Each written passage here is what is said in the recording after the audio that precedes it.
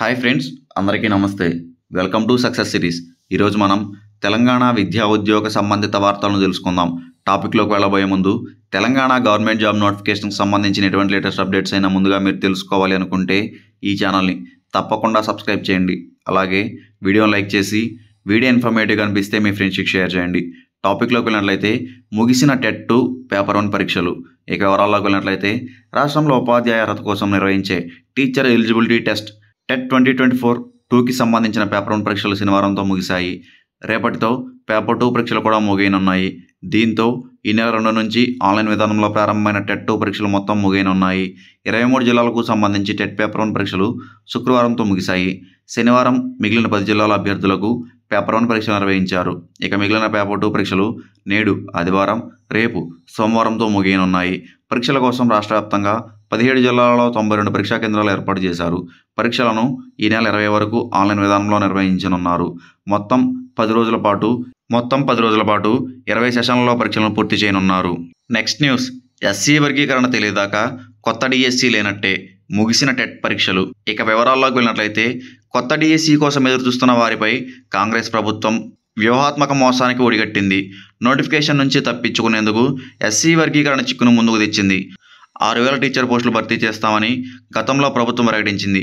అయితే ఎస్సీ వర్గీకరణ తెలియదాకా నోటిఫికేషన్ ఇవ్వలేమని ఓ ఉన్నతాధికారి వ్యాఖ్యానించారు. శనివారం టెట్ పరీక్షలు ముగిశాయి. ఫిబ్రవరి 5న ఫలితాలు విడుదల కానున్నాయి. ఫలితాలు విడుదలైన నిరుద్యోగులకు నిరాశ మిగిలనుంది. Next news. అవుట్సోర్సింగ్కి గ్రూప్ 2 పేపర్ల తయారీ. ఓ సంస్థకు కట్టబెట్టిన కమిషన్. రూపకల్పన, ముద్రణ బయటే. ఫలితంగా ప్రశ్నలలో తప్పులు.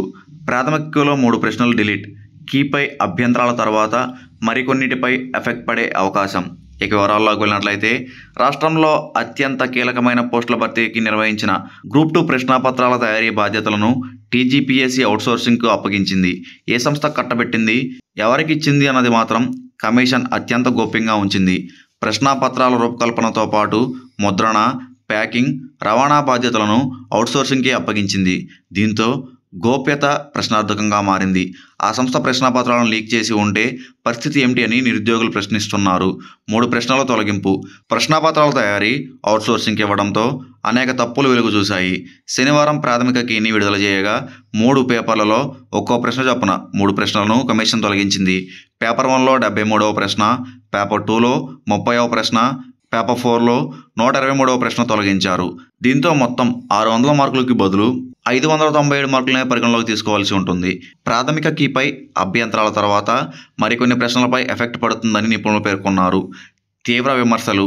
టీజీపీఎస్సీకి చైర్మన్, సెక్రటరీ సహా 5 సభ్యులు, రెగ్యులర్ ఉద్యోగులు, సబ్జెక్ట్ నిపుణులు ఉన్నారు. అయినా పేపర్ల తయారీని అవుట్సోర్సింగ్కి ఇవ్వడంపై విమర్శలు వస్తున్నాయి. అంతేకాకుండా పరీక్షలలో దాదాపు 13 ప్రశ్నలు ఏపీకి సంబంధించినవి ఇచ్చారు.